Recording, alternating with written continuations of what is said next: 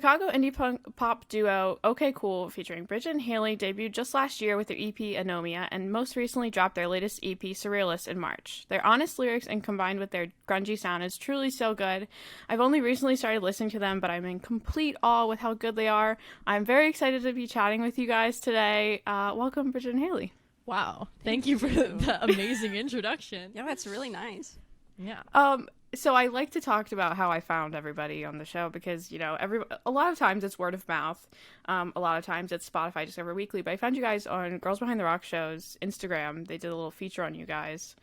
And I think that was so cool. And I was like, let's give it a listen. And I was in awe because I feel like there's so many bands out there that are like not in my my field of viewing, and it bothers me when I find somebody and I'm like, oh fuck, I like this band a lot, where have they been? So I'm very happy to have found you guys. Thank you. What was the first thing you guys kind of listened to this morning? It's a little early, but The sound of my cat is screaming at me to give her more food. I put on a podcast while I walk my dog around the block in the morning, but it's like a I Survive type podcast. So a little bit of nice, a weird downer, but it's interesting. That's cool though. Yeah. That's cool. All right. Okay. Not too bad. I was we were talking about it a little bit before I started recording, but I was listening to a lot of Real Friends this morning. Throwback, honestly. I don't always do music right in the morning. Sometimes it's I don't know, it's more like active listening. So sometimes I have to really sit down with it.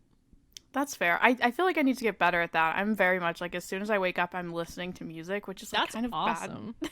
It's that's probably really not great for me. And my Spotify like yearly counts show how much music I really listen to. It's terrible. So okay, so you listen right after you wake up. Is it like off your phone then? You're just like bumping it, or do you just like immediately go to your computer and just like put something on? I'll hit it with a "Hey Google" and then just be like, whatever. Oh, okay, I can see that. That's very easy. It's like hands free. I didn't understand. Oh, And there she is. Oh my There god, she she's is. here. Mia. I'm starstruck. That's funny. So let's just kind of like jump right into it. You guys are in the Midwest where all of the emo things are very much happening, and there's, you know, Midwest emo, Midwest pop punk is very, very prominent in this, like, that type of scene. So I kind of want to talk about, like, obviously you guys are women, and that is already different from the stereotypical thing. So do you guys want to kind of talk about how you guys identify in that scene? Yeah, well, I mean, Five Finger Exploding Heart Technique was very much kind of acknowledging that whole, I guess not necessarily within the scene, but I think just within the world of like this experience of like being seen a different way by a lot of people and having to figure out how to deal with that. But I think like it's affected us kind of mostly at like live shows. We'll just get some weird comments sometimes. Not necessarily with this band since we've never played a real show yet, but in other bands, and we used to be in a cover band as well, and we get a lot of creepy guys there. Yeah, there's yeah. something I've kind of always said is like a man who's never played guitar can pick it up and people will assume that he's good at it, but a woman always has to like prove that they're good at it even if they've been playing for years and years and years. So it's kind of an interesting dynamic, but it's usually like I don't think people mean harm when they say it. I think it's kind of ingrained into the scene when people make weird comments like that. Like, Totally. you know, you're good for yeah. a girl. Like, that's not a compliment, but people think that they're being nice when they say it. So, Yeah, and it's you have a weird lot thing. of publications still throwing around things like female-fronted and, like, female musicians. And I think the female-fronted thing especially is so bizarre because it just completely discounts, what if I'm on drums? What if I'm playing bass? Like, what if I'm not singing? Yeah. Am And I just why not don't we say valid? male musicians? You never hear people, this is a male-fronted band. You should check it out. So stupid. And I guess, yeah, that is meaning to call, like, more attention and give it the, like, recognition it deserves. But I think that is just a really weird phrase to use.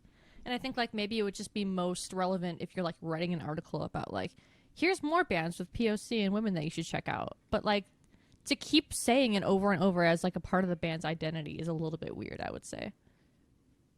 Yeah, and I've never really thought of it that way, in complete honesty. And Sure. I see that so much. And now that you, like, kind of say that, like, I definitely, like, I never even thought of it that way. But yeah, it's kind of ingrained into, like, how we think about music. Right. And especially in like the punk indie rock genres, because I mean, I spent my teen angsty years into, still angsty, listening to angry 26-year-old men. Yeah. And that's just like I knew What? nothing differently. And I think that's why I really dig you guys, is because like, as I'm 24, so like looking at Me too. like, let's go. Looking at kids, like I say kids, 16, 17, like 15. They're kids. Yeah, they're kids. I wish that I had other options, because yes, it's, Yeah. I dig that and I love that angsty, 26-year-old man sound, but like also I would like something that represents me and like Yeah, what I'm 100%. going through. I know in me, that and, me and Bridget had a conversation once, like talking about how in middle school, kind of, I had this attitude of like, I don't like songs that are sung by female female singers. Like, I don't like how it sounds. And I just kind of had that concept in like 6th and 7th grade that like, oh, I only like male singers. And that is so just like not true. I just didn't have a lot of options. And I thought that like only good music could come from like male singers or whatever. And that's so gross when I think about it now, but it just was like so big of my like growing up with music that it just wasn't around. Yeah, and to add on to that, I was really into like pop punk was kind of my first thing that I had like when I was listening to music and like finding out what music really was in like middle school and high school. And the more that you're kind of just in there and not really seeing any female musicians, and like obviously, as we know, like a lot of pop punk bands and their lyrics are very problematic when it comes to women in general, and so you kind of unconsciously develop this internalized misogyny that you then have to fight against later. Because I also remember, like, if I did hear a song sung by a girl, I'd be like, I don't really prefer this. Like, I just kind of like what a guy sings better. And like if they say like bitch in a song, it's like, oh, I bet she was a bitch, right? You just kind of like subconsciously, if you like the band enough, you're like, well, I'm sure like she was crazy and stuff like that. And it's dumb it lady. takes a while to it's dumb lady. It takes a while to unlearn. And I feel like that process and actually finding all these amazing female musicians like Soccer Mommy Girl K, who's local to us. Well, I'm sure Snail that stuff Mail. was out there at the time too. It just wasn't being like propped up as much as it is now, which is good. Yeah, there's definitely a greater focus on all kinds of minorities in music now, which I'm really grateful for. And there's still more work to do, but I feel like just comparing it to the way it was growing up, I think that it's come a long way, and I'm really grateful for that. Hayley, it's really funny you brought that up, because I just had a conversation about this with my friend yesterday, and she's my friend Sydney. She is like my music, like we just like are so sonically in sync to what we like, so everything we talk about is like, oh, you like that, so I'm gonna like that. And I like in this podcast, I've reached out to so many female fronted, right? Here I am saying it because It's that the is what is ingrained in my It's brain. the popular vocabulary. Yeah. Right. So that's something I need to work I mean, on. if you're trying to talk about like that's who you're reaching out to, though, that's also how you would say it. So I guess it makes sense. But it's still now I'm going to say it and recognize it. So thank you for that as well. Of course. But nobody's responding to me. I don't know why. And now it's like I feel like that's the thing, is like, is this me not reaching out to as many, or it's just like who I don't know. So we had this whole conversation of, because when we became friends, we went in college like 3-4 years ago. A lot of it was like all men, and I had said to her, I was like, because she showed me like Mr. Wives or something, and I like a few songs here and there, and I was like, well, I just don't know if I like her voice. And she was like, do you not like her voice because she's a woman, or do you just not like her voice? And I was like, whoa. And I went on this whole thing of like, what? Because it was the same thing as like I've gotten recently more into like indie pop, like alt pop type stuff.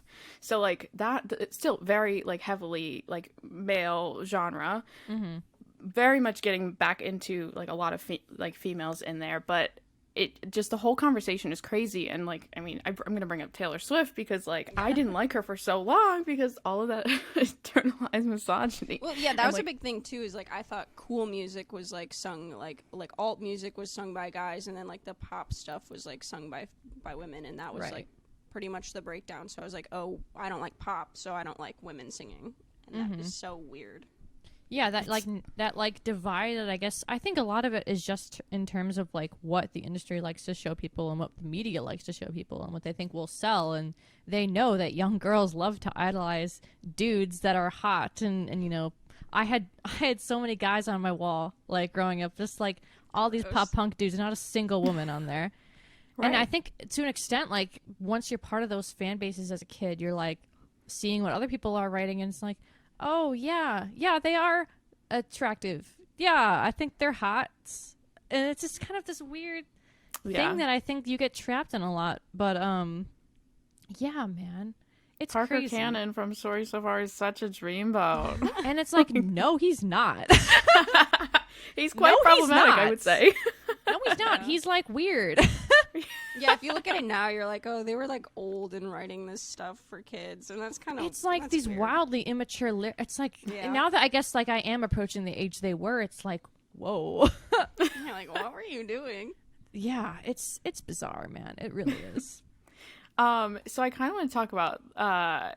We're going to end up in this conversation again, but I'm curious of your personal music origin stories. I know you guys are also in another band called Weekend Run Club, but how do we get here? So what did you guys kind of start like growing up listening to and then getting into music and making your own music? You go first. Okay. My dad was really into like alternative music since I was a kid. He would make like CDs of like Cake, or he was really big into Def Leppard and just stuff like that. So I grew up on a lot of like rock stuff that's not too heavy. Like my first concert was Foo Fighters with my dad. So nice, stuff so like sick. that, and that kind of like shaped me wanting to play music. And I started guitar when I was like 10 because I saw a cool one at a Walmart, and my parents didn't end up getting me that cool one, but they got me just a regular old black first act guitar, and it kind of all went from there. I started taking lessons and then got to play shows, and it just really like caught on quick because it's the most fun thing to do in the world. So True. I grew up around, my parents really liked Bruce Springsteen, and so I think that was kind of the first inclination into music that I had, but I didn't really listen to anything in like specific until like one day when I was maybe like 11 or 12, I had to think of a gift to get my brother for his birthday. And he just kind of casually mentioned, oh, like maybe get me like a Green Day CD or something. And I was like, okay. And then I got it for him. And then he ended up like not listening to it. But I was like, I wonder if this sounds good. And I put it in my computer, and it was 21st Century Breakdown, actually. It wasn't even American Idiot. like, I was late to the whoa. ride. But and I was like, this is amazing. And so then I just kind of took this deep dive into their discography. And then was that when was I that got your on first band you like found by yourself? I would say first band like ever. Like before that, I just wasn't really into. I didn't really understand the concept of bands. I just kind of like was a child and like playing outside. But after that, we would go to local library and they have tons of CDs there, and so that's how I found Fall Out Boy too. And especially once I like joined the internet on like social media, and I had a Tumblr, and you know, once Spotify became a thing, just like these gradual steps of introducing these ways that I can actually find other music based on music I like. That was like revolutionary to me. And so I got my first guitar at 14 because I wanted to play Green Day songs. And and then eventually I joined this like little rock school thing in my town. Eventually branched off to being in just regular bands outside of that. And that's how that kind of started. That's awesome. I kind of had the same similar like origin, you know. Now granted I do not play any instruments and I'm not musically talented anyway, but I started listening to Fall Out Boy in 3rd grade, and it Got on early. That's awesome. So I have an older brother, so that was like a big influence in that. And I remember I went to Spencer's and I got this Fall Out Boy messenger bag, and it was ugly and it was brown and it had the worst logo on it. They had the worst graphic design back in the day. And it was like, mind you, like this is the peak of like Bobby Jack and like very like layered things, High School Musical era. And I walk in with like a hot pink and then cargo shorts and then this like that messenger was the bag. style. Don't knock it. It was You know so the bad. the plaid like Bermuda shorts, and then, like, Steal her It style. all matched very well. and then a graphic tee from Delia's. Stop. Right. Yeah, exactly. So it, you know, and then branching into that, like I got very into, like, you know, I started with like Pierce the Veil, Sleeping with Sirens, Oh, and then I went into girl, the pop I'm punk right world. there with you. Yep. Yeah. I never got as heavy. My first band that I found by myself was All American Rejects. So I took a lighter path, and then I got into like Panic at the Disco and Fall Out Boy and whatever. Honestly, I think Panic at the Disco is another great one to like look at, like how people, like the people's first like really bands they get into and how that like escalates them. They're it's always just so in funny. it. They're always part of it. Yeah, and I think like when you're first finding music, like right when you don't know how to find like underground bands and things, you really are kind of just taking what the world is giving you, and so it's gonna be bands like Panic at the Disco, Fall Out Boy, these mega bands like that everyone, you know, even like your parents have maybe heard of, and then from there you can really kind of craft your own way. And so you could find some stuff at the library. I would just like pick like the coolest CD covers because you have no way of knowing like, is this gonna sound good or not? Yeah. And then you just take home like the CDs and you're like, oh, this one's shit, this one sucks. But sometimes you get something cool.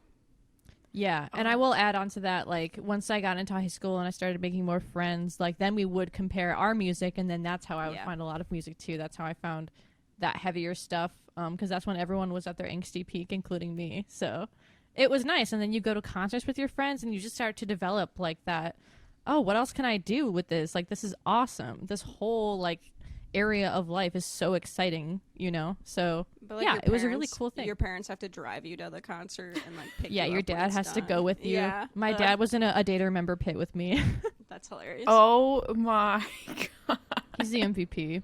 Yeah, I mean, I was like 15. I couldn't go by myself, you know? It was like me, my friend, and my dad supervising. That's hilarious. It was awesome. I remember the first, like, because I went to my first concert at 6. It was Tim McGraw. It was like, yeah, that is insane. It's wild, and it was like, you know, it's a stadium show, so it's like, you know, nothing too big. And I went to a couple more like similar country concerts in like, you know, big arenas. But the first like show I went to, I don't know if you guys are gonna. I hope you guys do. Versa Emerge. Versa Emerge. What genre is that? It was in the I'm terrible with genres. I'm gonna be completely honest. What do they sound? Is it like rock? It was like post hardcore. Hey Monday, you know who Hey Monday is? Yes, I do. A little heavier Hey Monday. Gotcha. Okay, sweet. That's interesting. I haven't heard of them. But I don't. Okay, so oh my god, this is so Day to Remember song. If It Means a Lot to You, the girl who sings on that. No way. Her band. Yeah. Okay, Gotcha. that makes sense. And that show was nuts. And I went with my older brother, and it was the first time I was like 13. I'd crowd surfed, and I was like, "What is this?" You're like, this is the coolest feeling ever. Yeah. It was the downfall of me. Yeah. Pretty much. Oh my gosh, man! Your first time crowd surfing. That's crazy. It was. There's no going back from that. No. The feeling after like the first show you've been to is so exciting, and you're like, wow, like we can just go to those. This is allowed. Yeah. I remember Foo Fighters had like a ton of like pyrotechnics and stuff, and I was just like, are you kidding? That's so cool. It is cool. I hope that's how I feel when I go back to shows, when it's all safe and I'm sure it will feel that way. Even the smallest show is going to feel like a huge event, because it will be. I'm excited. Absolutely. So thinking about the Chicago scene, are you guys like from like in Chicago or kind of like outside suburbs of Chicago? Suburbs. Northwest. But I mean, now we live in the city, both of us, so. Okay. We grew up there. How did that scene affect you? Obviously, we already talked about kind of like that's the iconic scene there, but like, is that what you guys originally like kind of wanted to make? That's a good question. I feel like the suburbs kind of lumps into like Chicago in terms of the scene in a lot of ways. Cause like there's a lot of shows like we're very like open to playing. There's some like house venues in the suburbs, like, because it makes a little bit more sense, right? Kids have a little bit more room to kind of deck out their basement and like make some noise without like necessarily bothering other people. So there's a fair number of DIY venues and regular venues in the suburbs that we've played, and especially kind of like trekking out to like, you know, even more past the point of like Aurora and Elgin and all these like far away places. There's like just these little spots that maybe you'll see like pop up every once in a while. The majority of them are in Chicago, but yeah, it's kind of like scattered throughout as you kind of like zoom out. I do think though, like once you start playing in bands, you're like, oh, it'd be cool to play this place, this place, this place, and they're all in the city. So it's like Yeah. I think that's just part of it, though, because even, like, growing up, when you go to a show, you go downtown to see a show most of the time. Right. Yeah, and you're always like, wouldn't it be insane to play the place that I saw this person at? Like, to come That's full always circle crazy. like that. And it always is. Yep. That's awesome. So this is gonna kind of throw back into the other conversation. I read somewhere, and I believe this is your quote, Bridget. You guys make indie grungy sad boy music for girls. That's Haley's And- coined phrase, actually. Oh, okay. So I'm sorry. If And I I don't got know. that. We both, like, say the same things, so I was like, yeah, Okay. sure. That is true. And I adore that a lot. And I think the conversation of representation is incredible in general, but who do you guys look up to as influences, and who did you kind of look up to? Yeah, in terms of, like, being, I guess, like, a good voice in the music industry and, like, being a band that's, like, really respectable, I really look up to, I guess just currently, Julian Baker has been a huge inspiration to me, because I like watching interviews with artists and kind of seeing, like, I feel like it's so valuable to me to see, like, how another artist goes about their songwriting and how they think about their live show. I think it can just really help me. And I just really like the way she talks. It just seems very human, and I think she's very honest. The way she talks about, you know, touring the country and like experiencing, you know, playing the shows often alone in front of people, and she was saying how, like, you know, there is a certain weight of, like, being seen that much, and I feel like no one really talks about that. But it made me kind of, I don't know, it's just very honest. And she recently put out a record with, like, a full band background for the first time, and it's incredible. I don't know, she's just always innovating her sound. I really want to see her when she tours here. But also just the fact that she's a queer artist in the mainstream and she's a female musician. Just a lot of things that kind of line up with me, and I like her sound a lot. It influences me a lot as well. So she's the first person that comes to mind for me. Awesome. Yeah, I guess I fell through that, like, alternative trap of bands, and that kind of, like, led to 21 Pilots for a while. I feel like a lot of people had that phase. Yeah, me too. But I think that I was do. kind of what, like, really kicked it off of, like, oh, I want to, like, try writing and stuff like that just at home. And it never was, like, good stuff, but I was like, oh, wouldn't it be cool to be like that? But then, I mean, as of late, like, I think Hayley Williams keeps coming to mind because she's, like, doing really cool shit, like, on her own and with her bassist. I think his name's Joey Howard. And he is just, like, so talented. So it's really interesting to listen to, like, the riffs and stuff he comes up with and how it, like, shapes the songs. Yeah, and that's another person that is, like, so not afraid of switching things up all the time. Yeah, like, and she'll just... It like challenges you to, like, think of writing differently, because I feel like a lot of those songs were written with, like, the bass riffs in mind, which is really interesting. Yeah, she's always coming up with new stuff, and she just put out, like, candles and stuff, and she just seems to really, like, be on top of exactly what she wants, and she's going for it. So she's a huge inspiration to us. We love her. I absolutely adore her. She can do no wrong in our eyes. She's super cool. So Fall Out Boy, we go way back. I saw them when they did the tour with Paramore, the Monument tour. So I got a meet and greet ticket for Fall Out Boy because I was like, this is probably the only time I'll ever be able to meet them. Like, it was like my senior year of high school, I think. And I was like, my friend and I, we did it. And long story short, they were an hour and a half late. We missed New Politics, and which was the opener. Fucking Fall Out Boy, dude. Wait, yeah, okay, it was wait, Pete wait, Wentz. It was Pete Wentz. Were they late to the meet and greet or the actual show? Kind of both. Pete Wentz's flight was late. So the show got pushed back. We missed the opener. Anyway, it all kind of is great because while we were standing in the back, Merriweather Post Pavilion's like the big outdoor venue here. It's like all in the woods. It's beautiful. Where you at, by the way? Oh, I'm in Maryland, so it's like right outside of DC. Okay, Gotcha. I probably should have said that. Sorry. And so we're standing there waiting around. I'm pissed off. I hear New Politics starting. I'm like, fuck, like what the hell? And then I turn and I look because we're backstage, like in this like area, holding area, and Hayley Williams is sitting there just eating her food, just chilling. Like, So- how many feet away was she? I would say maybe 6 or 7. Social distance. So here I am, like waiting in line, and it's like peak emo Allie, and then I turn and I'm like, so I'm like, like tapping my friend, like, Oh my god. Are you serious? and I didn't want to make a scene because I didn't want to. No, yeah. No, you gotta be cool. You gotta think. You gotta be like, cool. you want her to Right. like you. So I'm like, Excuse me, ma'am. and she like turns around, she's like, oh, hi, how you doing? And I was like, Oh my god. and that was the Jeez. extent of it. And now, granted, that's like the most minuscule like interaction that I could ever have I'm with sure a she person, but it remembers was, yeah, absolutely. That's so funny. It was just so insane. And it's when I went to college, I met a bunch of friends who were very much into that same scene of stuff.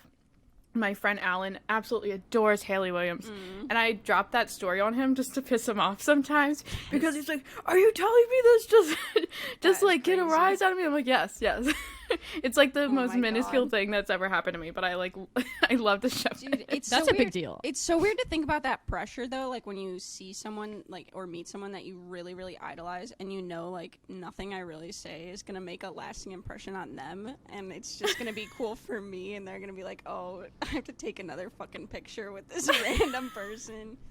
It's just Well, a you weird also dynamic. Haley also met Fall Out Boy.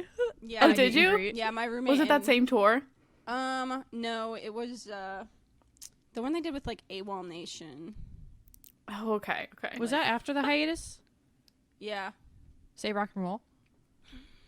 No, I think it was American Psycho? Beauty or whatever. Yeah, my Oh, roommate, okay, so, my like, roommate more in recently. college was really, really into them, and she was like, "Will you come with me to the meet and greet?" And I was like, "Yeah, sure." I mean, But it was I weird. might as well.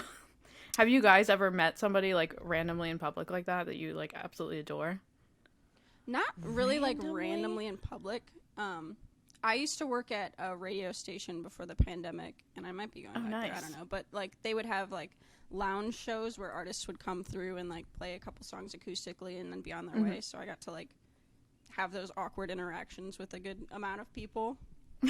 And it's always weird every single time. Like you cannot be cool about it. It's always like, oh god, I feel like an idiot asking for a picture, and it's Yeah. just Right, like, and it it's like, never but, gets like- normal.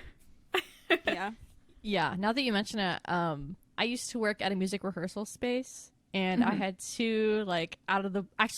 Okay, I had 3 out of the blue interactions. I was hanging flyers up, and out of the elevator comes Laura Jane Grace from Against Me. And like all I could, I was like, "Hi, you're amazing," and she was like, "Thanks," and then she walked away. She said she Chance- likes surrealist.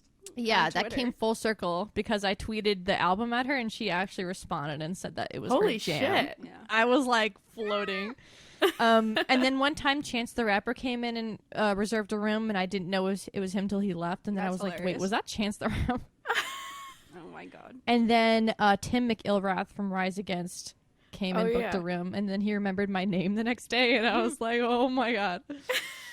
And then when I was like a teenager, I used to do more of the meet and greet stuff, and the It's first so time I did that for weird. like Yellow Card, I was like sobbing. Uh, It was so embarrassing. 'Cause, yeah, I don't know. It's a weird 'cause it's such a big situation, thing especially for when it's you, paid. But, like, they've never heard of you, and you're like giving them money to take a picture. It's just like it's never not going to be weird.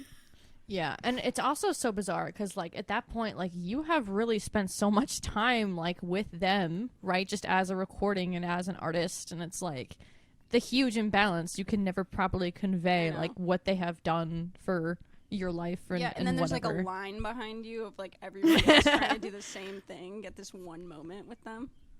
It's Yeah. just like the most stressful 30 seconds of your life. Yeah. It's always way better when the artist is just hanging out after the show. I met the guy from Yeah. Remo Drive, and it was really sweet experience. So it's just stuff like that where there's not the pressure of money, and there's not like a line behind you, and they're actually just like having conversations with people. Yeah. That's always what I like to do now. Yeah. 100%. Yeah. I love Warped Tour for that because that's like now granted most times it is like, oh, buy a CD or like whatever that looks like. But I feel like Warped Better Tour though is so than much just more pay for the picture. right, and it's this whole staged thing. Yeah, and the backdrops. Yeah. The one of me and Fall Out Boy is just not great. That's funny. That reminds me, I Um, took a picture with Weezer once because I went to this like Microsoft store opening at the mall, and Weezer played it for some reason. And if you were there like early enough, you got to like meet them and like see them for free. It was really weird. I won an Xbox. It was a weird day. best day ever. What? Yeah, but I took a picture with Weezer, and then they were like, "Oh, the camera didn't work," so they like had to step back in front for another one, and they took it before saying anything. So like my arms are at my side, and I'm standing like a foot in front of Weezer. It's just like the most awkward picture ever, and I can't believe it exists. Oh. Please find that for me. Yeah. Well. I used to work. This is like a random tangent. I used to work at Universal, so I was there a lot. Ooh, like studios? I did. No, Universal, the parks. I did like creative stuff for them. That's awesome. So I was there like all the time, and I just seen the 1975 the day before. So I'm like walking around the park with my friend. I'm hot. I'm sweaty. Like we're going into like the next park because there's this like Who whole did thing. you see? And I run into fucking Maddie Healy of the 1975. He was just there? He just was there. And the friend I was with, like, she likes music. She's a very casual listener. She doesn't really care more than that. Yeah. And I, like, grab her wrist. I'm like, Yeah. and the picture is so terrible. He had to take it because my hand was shaking so bad. And this is, like, recently. This, like, that was, like, the one person, like, if I were to ever see in public, I would not want to see in public. Because I would freak out as much as I, like, loved Oh my the God. 1975. But I think it's so funny to hear stories of just, like, random awkward encounters because it's, like, you know, everybody's, like, normal person. So it's, like, Yeah. how people react is just so funny. But you Also, have the Weezer hype at a of it not Microsoft store. being I'm still Here very it much is. confused by that. Here's me. Oh, you got just the picture? Standing in front. Oh, Yeah, just. Oh my god, Just that's so That's- funny. it's like you're part of the band. It's like You look the like part of the weirdest- band. I look like a child. You look like their intern.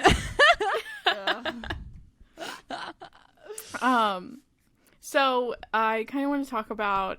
So you guys are also in a band, the Weekend Run Club. Can you talk about the creative and stylistic differences when approaching either band?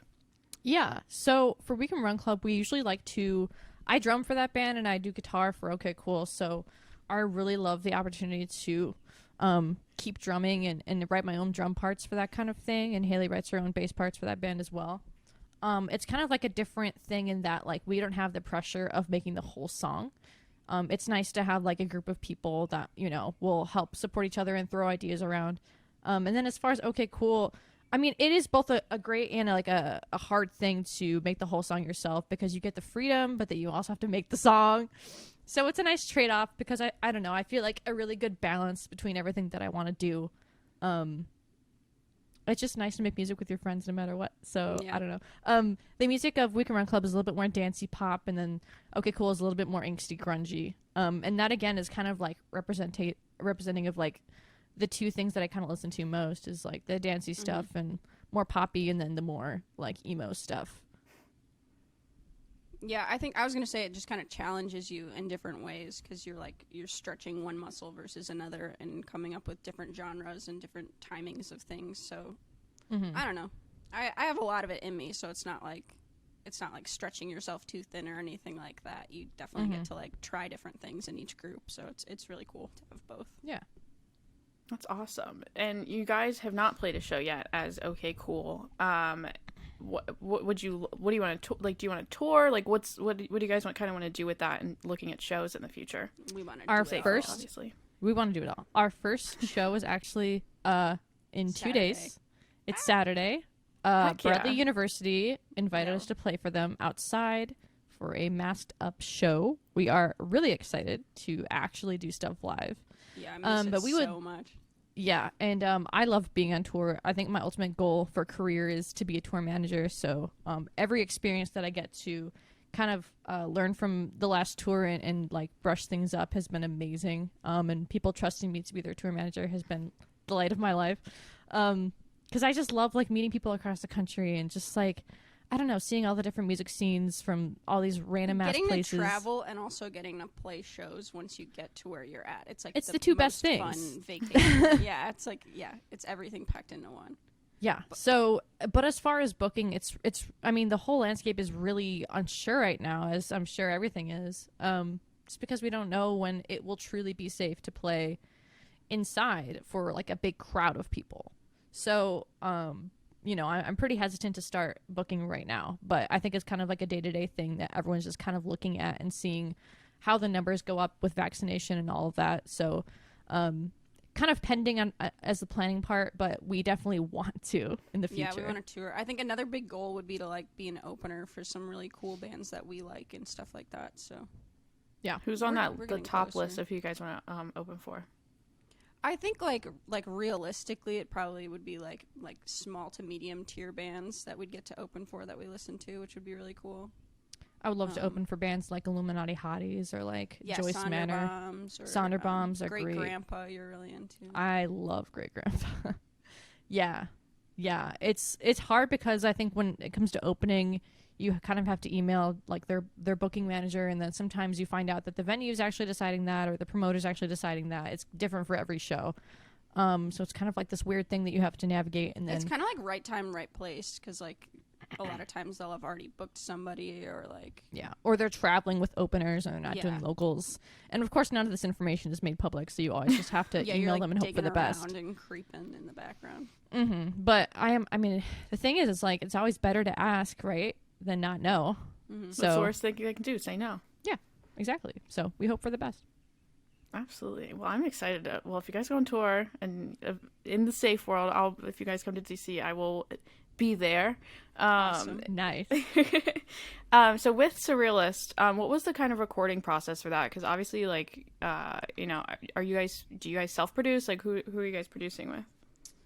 So for this one, we kind of wanted to go more DIY because that's not something we've really done with any of the bands we're in before, and this felt like the perfect time to kind of try that because it has the right feel and the right sound for this group. So we did most of it at my work. I work at a place called Foxhole Creative, and we do like voiceovers and audiobooks and things like that. So we have the right equipment for it. We just don't usually have like bigger bands in there, but it's capable of doing that. So we brought our stuff in there and we recorded everything except for drums there, because Bridget kind of wanted to. I don't know. She was nervous about doing drums DIY for the first time, so.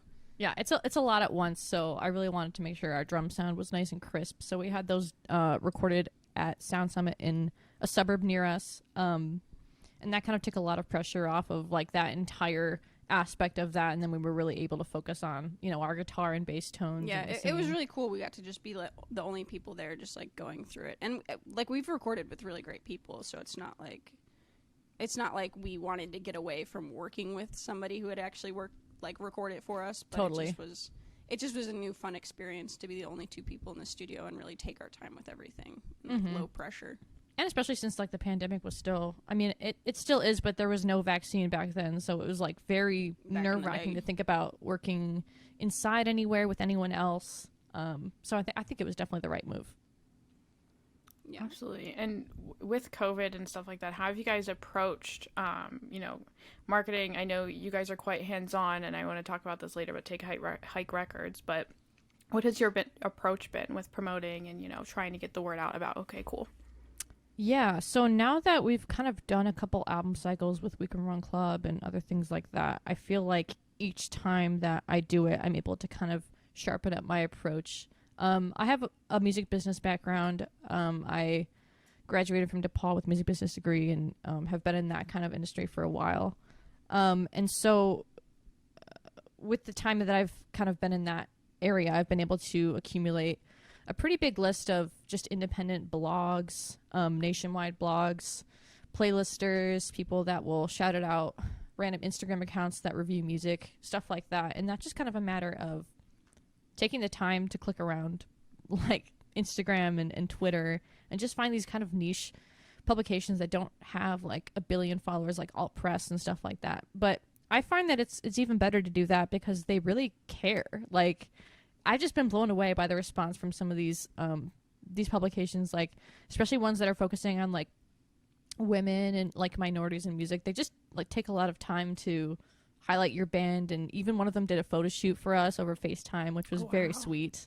And so it's just kind of nice. I feel like you can really personally connect with those people, and they'll remember you when you need to put out something else, and it's cool. I mean, it's another way of just meeting a bunch of new people all across the country that you never would have met before. Yeah. I think the process has been kind of different for this cycle of album, because usually like you go play a bunch of shows to promote your album, and that's, you know, that helps get the word out. But this kind of marketing has all been digital. So we've had more time to focus on it too. So it's just like really spending that time online, you know, whenever you see people posting like, oh, we're looking for an artist, like just reaching out to everybody you see. Yeah, I have a ton of groups on Facebook that I've joined, and I keep good track on and trying to interact with people and network in those groups as well. It's just kind of like this process of throwing everything at the wall and seeing what sticks, and then based on what sticks, you kind of explore that further. And just try to put as much as you can into it, spending the least amount of money possible. Mm-hmm. Yeah, but we've tried a couple of things. I mean, just finding people that run popular playlists on Spotify that you can kind of throw your stuff at. Just these random radio stations that will take submissions, local and nationwide.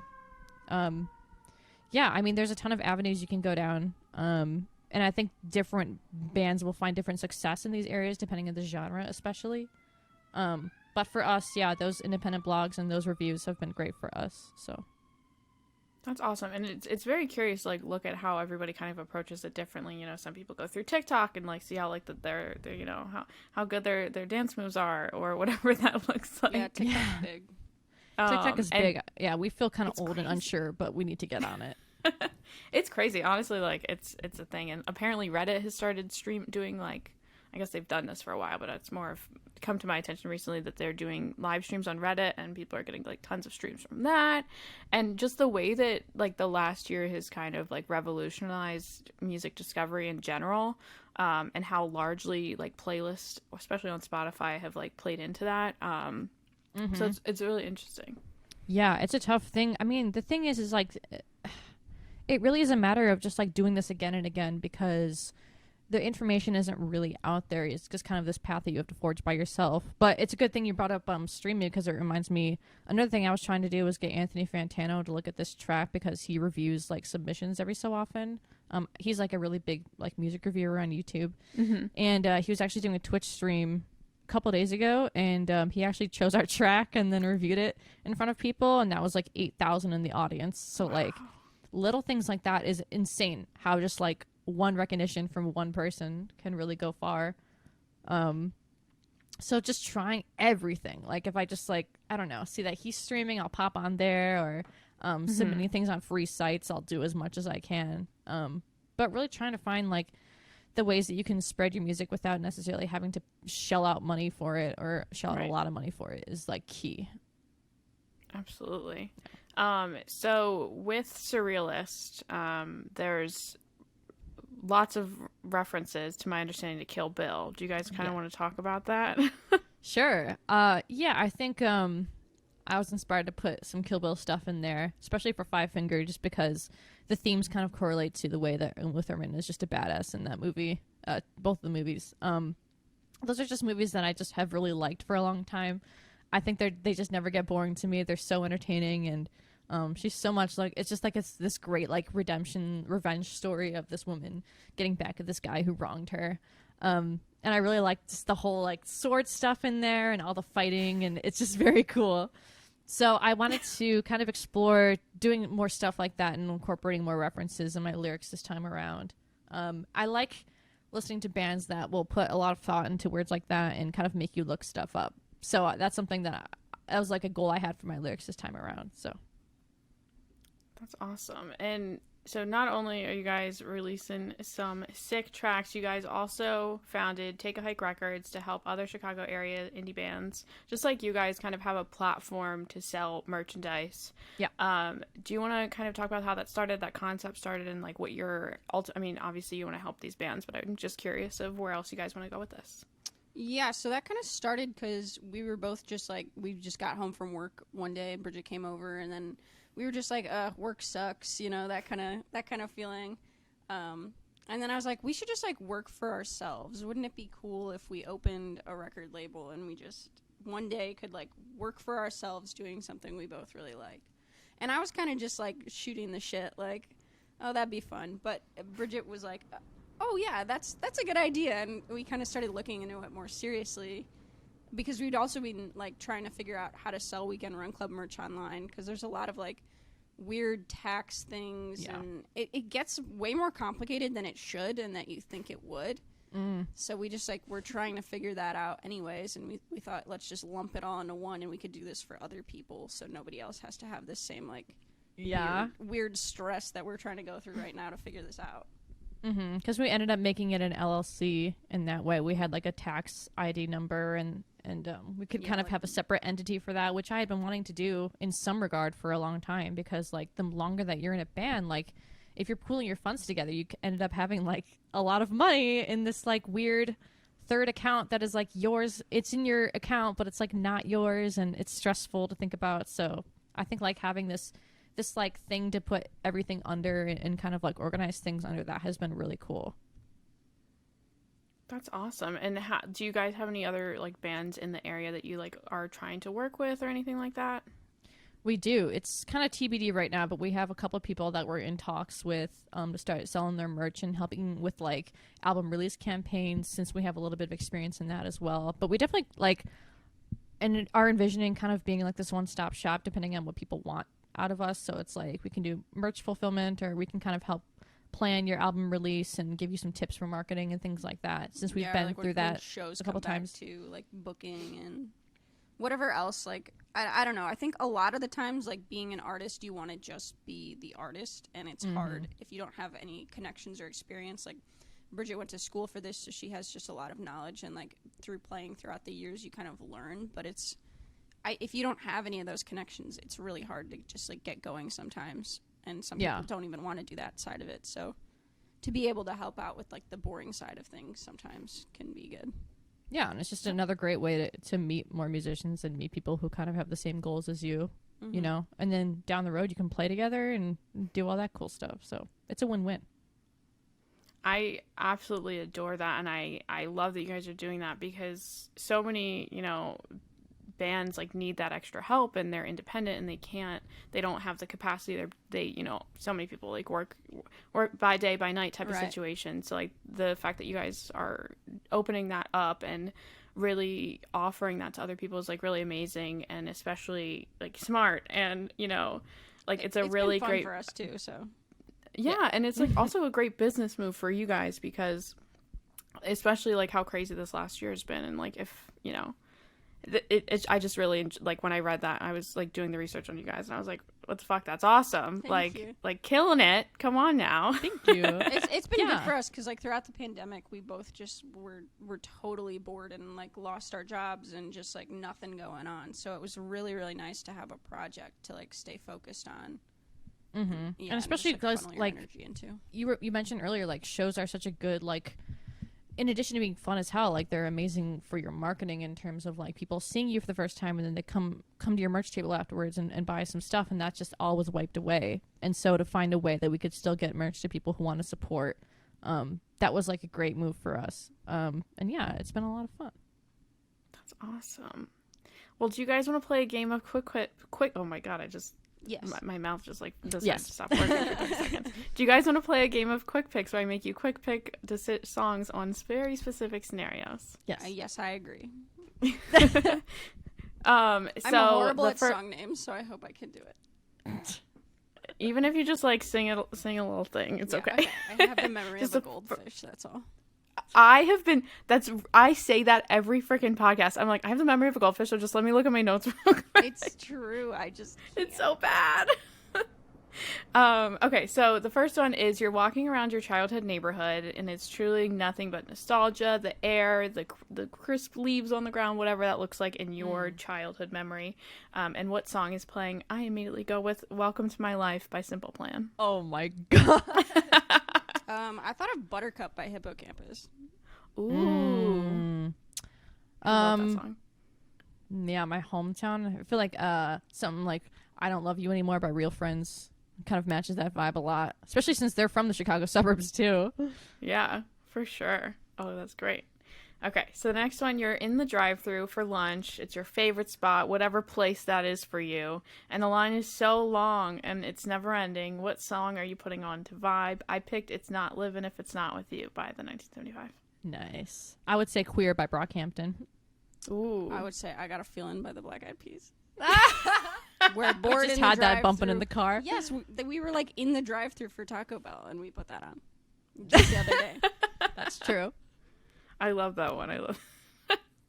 I feel like the Black Eyed Peas like keep coming up in these conversations with people. They're timeless. Everybody knows it. They Truly, just do. truly, everybody loves the peas. Yeah.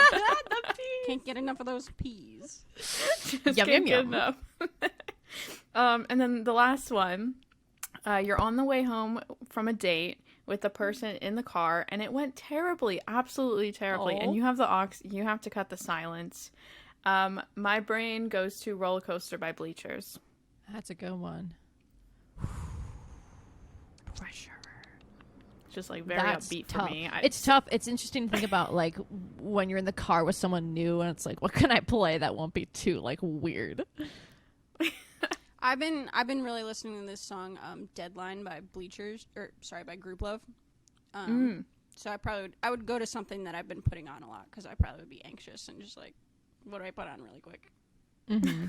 Yeah, I know that's actually a smart move, like Group Love and bands that are kind of like known to more people. So I would probably choose like "Way It Goes" by Hippocampus, or like a couple of those songs that are by artists I like but are kind of more in the mainstream than most You'd be of like, them. that's the way it goes. This date was bad. Yeah, it is what it is. That's funny. Just like the most even keel thing you could ever talk about. Yeah, something with like not too much swearing or screaming or something like that. Yeah. I kind of try to ask that one every single time because the answers are either like on one side or the other. And I change my answer every time because I just like, that's the one I leave blank. Normally I like pre-plan the other ones because like, again, memory of goldfish. Yeah. And the episode I did yesterday, I picked "Hot Girl Summer" by Meg Thee Stallion because, you got to remember if it's a terrible date, you just got to remember. Yeah, you could go really bold, or you could just like be awkward. Right. It's such an awkward situation to be in. Boldly anyway. awkward. Yeah. So I have one final question for you guys. As musicians, you have the ability and the platform to leave marks on the world, whether it be larger or smaller. What mark do you guys want to make as a band? Wow, you gotta think about that. What mark do we want to make as a band? That's a good question. I think the purpose of us doing music in general is that we want to give ourselves like our best chance at like the life we truly want. It's like, we really just want to play music and travel and share music with other people. And I think like just putting out your own music and doing everything you can to get it out there and see what happens is kind of the best way to go about doing that. Because at least we can look back and say like, we did our absolute best at this no matter what. Yeah, I think for me, music is like pretty selfish of a thing. Like I'm not always thinking about other people and how they're gonna like it and what it means to them. It's more just like, this is what it means to me right now. Mm-hmm. And if anybody like is reflecting off of that as well, or feels the same things when they listen to it, like that's cool. But it's my thing, and I hope that you like it if you want to like it, and if you don't like it, that's fine too. But it's just it's for me, and it's what I want to do. So Yeah. That's awesome. Well, thank you guys so much for coming on the show today. It was so fun talking to you guys. Hopefully this was an all access pass to someone's new favorite artist. Okay, cool. Bridget and Haley, thank you. thank you so much. Thank you. This was so much fun.